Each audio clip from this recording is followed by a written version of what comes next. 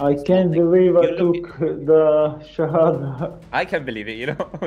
You think when I added you, your name is Zionist. I don't even think that we're gonna get to this point, you know. Must I have the cam on? Yes, you must have the camera on. Aren't you a proud Zionist? Yes, I'm proud. Yes, keep the camera on. I wanted to ask you, do you think what Israel does is wrong? It's a fact that what Israel does is wrong. I don't need to think it. It's a fact. Okay. Let me ask you a question. With respect, wait. And what Hamas did, was that wrong? Can I ask you a question? Okay, I'm gonna speak now.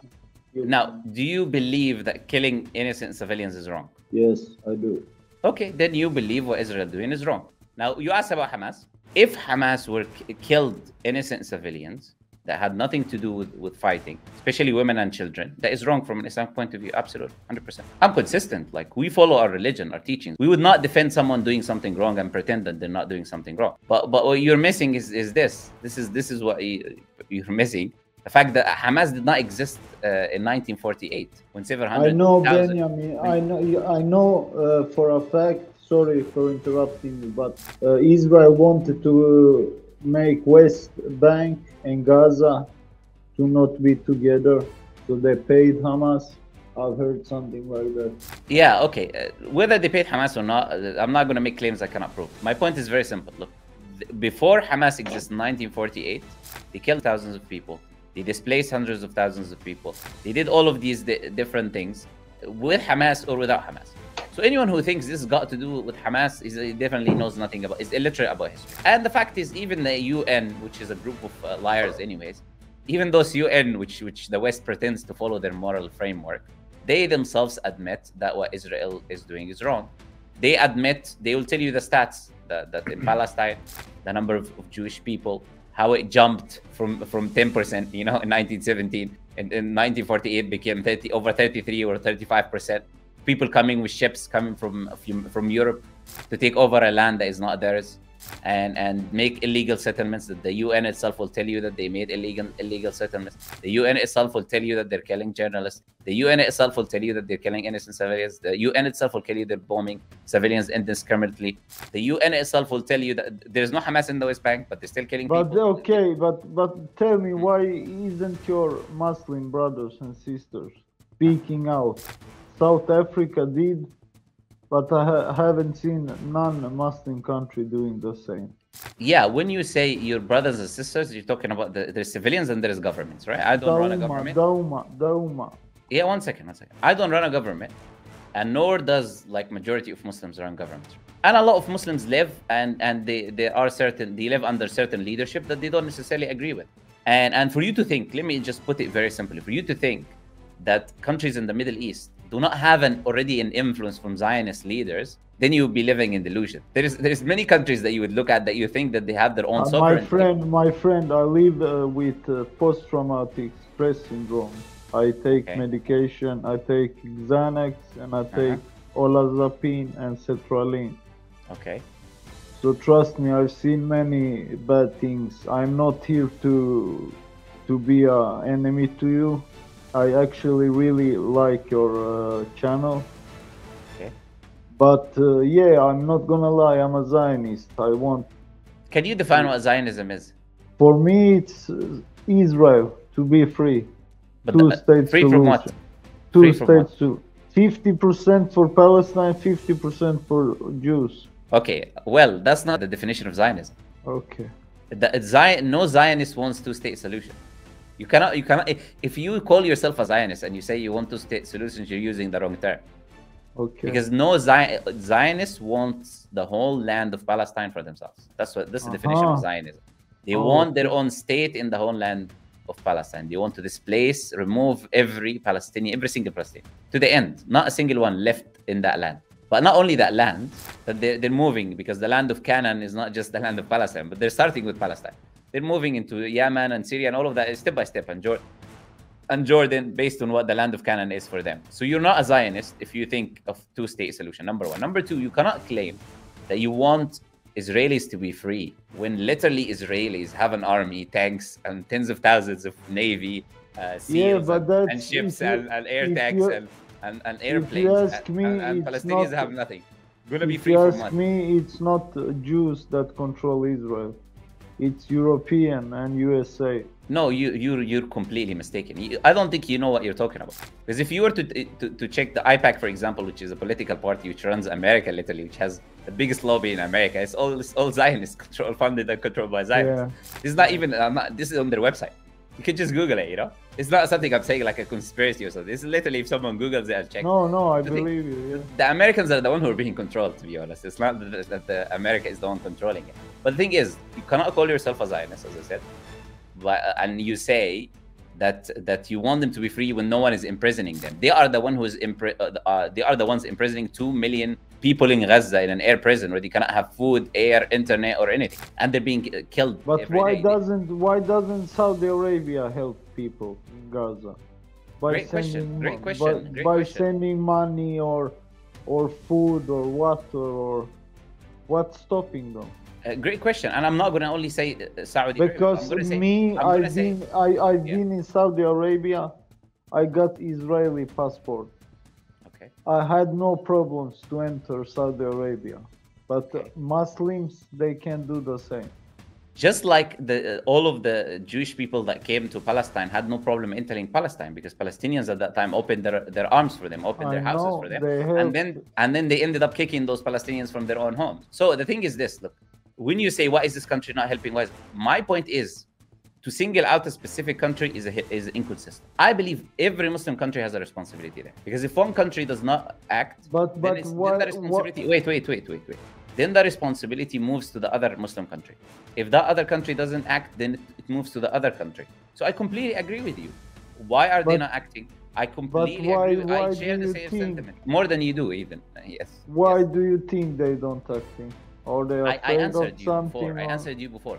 I said to think that governments that are in Muslim lands have no influence. They're not being influenced by Zionists is naive. That's what the point that I was making. I believe that it is almost very difficult, if not impossible, for someone to become a president in a country without already being approved by certain individuals. Let me put it to you. No one can be just a Muslim leader in a Muslim country without already being approved, quote unquote, by certain individuals. Let me just put it very generally for you. So why? Because Zionists know very well, like if there are good leaders or correct leaders, or if Muslims unite around them, they're not going to have safety. They're not going to have safety. How are they going to have safety if the countries around them can attack I've been them in Gaza with military and my brothers in arms, and we took out families in the middle of the night, and we took pictures of the kids and the parents, and Okay. so I don't lie. I started to question myself about Zionism. It's a national thing. It's not. It got nothing to do with Judaism. And Okay. Do you have a Jewish family? Do you have people there? Is that what you're saying? Half. half, yeah. Okay. So look, this is the thing. Like I think a lot of Jewish people would call themselves Zionists just because other people call themselves Zionists. They don't do like their own research and check actually what's going on, see the massacres that are taking place. You said yourself you went to Gaza and you saw. That's why it changed you, made you question actually what you've been told by the Israeli media. Brother, trust me, I cried many times because I saw the children. They were scared, and we coming in with heavy weapons into their home. Were you in the army? Were you in the Israeli army? Yes, I was in the Israeli army. Okay. Yeah. And we took pictures and we searched for weapons, and sometimes we took in dogs to the house, and the children get scared, you know. So I didn't feel good for that, and I hope God will forgive me, but it was my job. I served 5 years. I did 1 year training, then I served for the IDF. Well, this is the thing.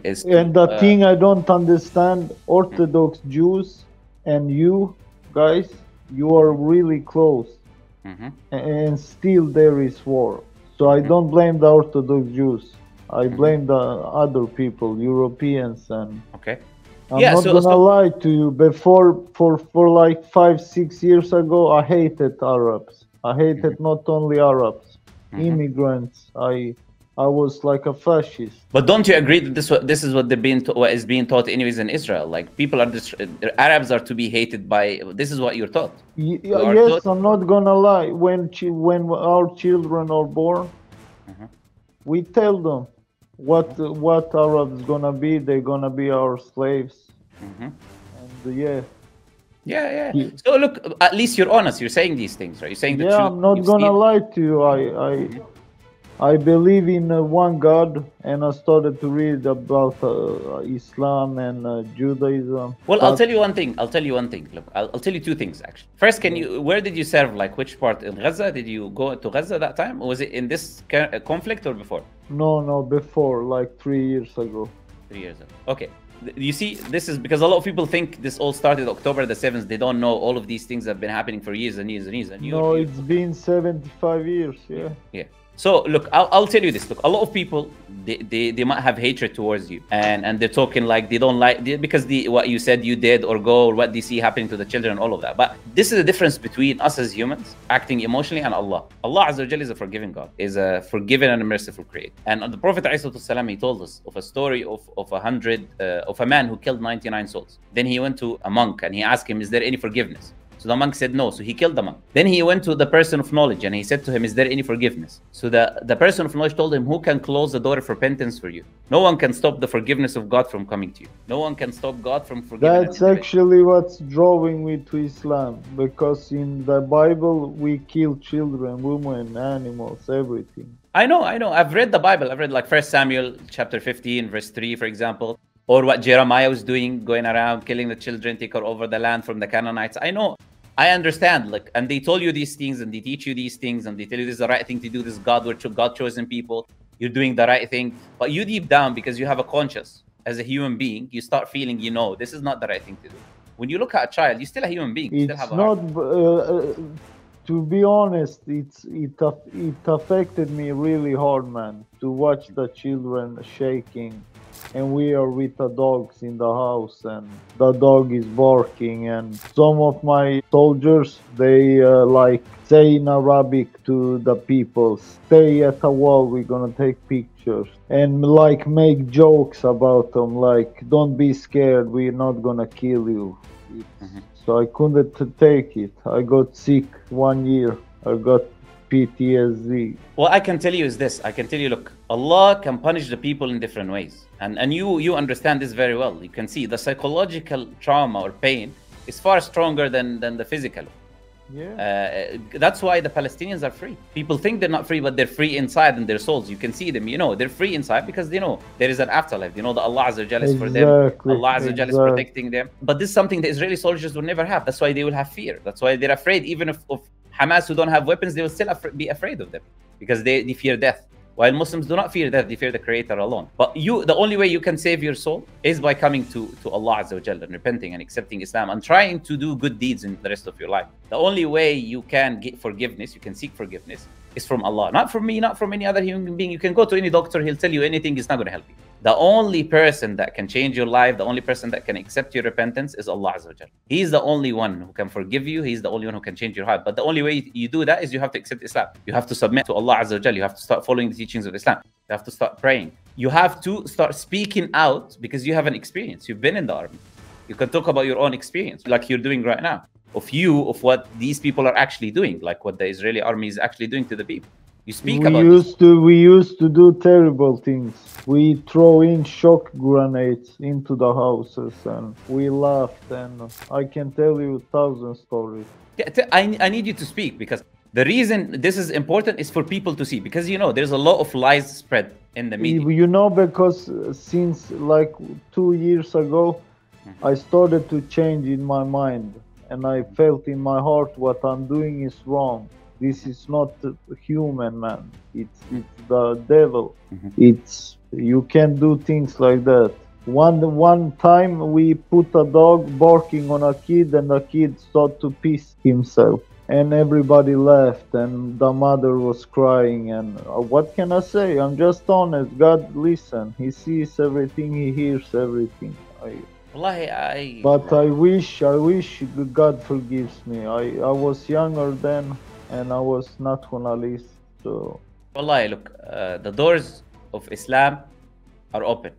Yeah. The doors of forgiveness are open for Allah Azza wa Jal, but they're only gonna be shut when you die, and we don't know when you're gonna die. If you want Allah Azza wa Jal to forgive you, I told you the only way. The only way that Allah Azza wa Jal is gonna forgive you is that you repent from the deeds that you did by accepting Islam, and now from now on, trying to do your best to let people know what is going on, to explain to them. I would lose every friend if I became Muslim. I promise you. Do you know what you would lose if you didn't become Muslim? Yeah, first your sanity, and the second thing, your afterlife. Yeah. You can pretend, look, you can take medication, you can take, no amount of medication you're gonna take is gonna cure what you've seen. It doesn't cure, brother. It just makes me go to sleep. That's what it does. Yeah, nothing is gonna cure it, because people, they do these actions. I don't know how some people in the army do these things. They do these actions and they think there is no consequences. Brother, many people took drugs, but they don't tell that in media. So yeah, they take drugs so they can not feel anything when they're doing these things. Yeah. We took Valium, Xanax. Sometimes we took cocaine. So yeah. Oh. Allah understand. So we become like more brothers when we was on drugs. Look, you're fine. You're a lot better than if someone wants to become Muslim in like Tel Aviv or something like that. If he wants to become Muslim there, he's got a lot of things to worry about. You, on the other hand, you are in a country where you shouldn't have a problem by doing that, by accepting Islam. Yeah. Right? If it was the friends, no one can have a better friend or a better protector than Allah Azza wa Jal. Yeah, but I've just been scared. I don't want to lie. If I go and visit a mosque and take the Shahada, I want to be honest to them and tell them his history. So you don't have to do the Shahada in a mosque. You can do it right now. There is no need for you to go to a mosque to. You do it right now? We can do it if you're ready. If you want to do it, I can do it. Let's do it, bro. Are you sure? Yeah, let's do it. Let's do it, inshallah. We'll do it in English first, and then we'll do it in Arabic, inshallah. Okay? Okay. So say after me, I testify. I testify. There's nothing worthy of worship. It's nothing worthy than worship. Except Allah. Except Allah. And I testify. And I testify. That Prophet Muhammad. That Prophet Muhammad. Is his messenger. Is his messenger. And servant. And servant. We'll say the same thing now, but in Arabic, inshallah. Yeah. Okay. Say Ashhadu. Ashhadu. أن لا إله إلا الله وأشهد أن محمدا رسول Allah. That's it, brother. It's like, you don't need to go to a mosque. You don't need to go to anyone. You go to the Creator. You go to the Creator who sees you testify, because you're testifying for God. If you say you worship, you believe in Allah, He's the one worthy of worship. You believe Prophet Muhammad ﷺ is His messenger. You believe the Quran is from God. You believe in the prophets of God. You believe you need to do good in your life. You want to seek repentance. You need to seek forgiveness from Allah Azza wa Jal. That's what matters. To us, you are our brother in Islam now. What happened in your past, happened in your past. And look, I'll say this because a lot of Muslims, this might be difficult. Do you know any prayers before you go to sleep? Because I got much flashbacks. Yes, brother. War. Yes. There is many, and you need to send me your information, inshallah. You need to send me your information. Send my email on the chat. Right now, you're a Muslim. From our point of view, if you're talking about friends, Muslims open their doors for everyone. And I want a lot of people to understand this, that even the Muslims watching this, we don't look at someone's past before they accept Islam. Some of the companions of the Prophet ﷺ was trying to kill him before they accepted Islam. They were attempting to take his life, which is greater than anything you would do, to kill the messenger. Yeah, I've read he lived a very tough life. And when they accepted Islam, he told his companions, the same thing I'm going to tell you now, is that Allah Azza wa Jal forgives the sins of the past and the mistakes that you did. But you have to change your life, brother. You need to fix things mentally in your mind. You're talking about prayers. That's a good thing to look for. I'm going to send you, inshallah. You guys email me. You email me your details. I'll connect you with people. I'll send you prayers to say. I'll send you how to pray and all of that, which is important. You need to change your life into the right direction through doing that. You cannot change your life through the right. You can see here. Yeah. I believe you. I know. Yeah. Everything medication. This is a psychological issue that you will need to deal with yourself. You need to confront yourself with this issue. You need to understand that what you did was wrong. You need to seek forgiveness. And the only one who can change your heart and cure your heart is Allah. Bro, I'm scared, you know, for things I've done. I'm scared God gonna punish me, you know. I have seen a guy throwing stones. They shoot him simply, just kill him on the spot. You know, Allah Azza wa Jal says in the Quran, brother, I want you to understand this very important thing. Allah Azza wa Jal is Ar-Rahman Ar-Rahim. He's the most forgiving, the most merciful. Allah Azza wa Jal says in the Quran, وَإِذَا سَأَلَكَ عِبَادِي عَنِّي فَإِنِّي قَرِيبٌ. If my servants ask you about me, I'm near.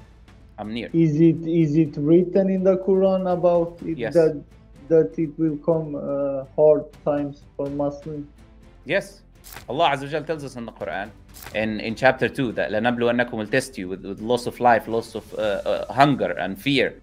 We'll test you with these things. In fact, Allah Azza wa Jal said that the people, children of Israel, will take the Masjid al-Aqsa from you, and they will cause great corruption. All of that is written in the Quran. Chapter 17, you can read it. I can't believe I took the Shahada. I can believe it, you know. You think when I added you, your name is Zionist. I don't even think that we're gonna get to this point, you know. But this is Allah, subhanAllah, this is Allah Azza wa Jal's plan. Wallahi, this is Allah Azza wa Jal's plan. And it's we I need believe to, as that too. Nothing happens without God allowing it to happen. And this is like, we as Muslims need to always understand this. Forgiveness is in the hands of Allah, and we are not the ones who determine who we forgive or who we don't forgive.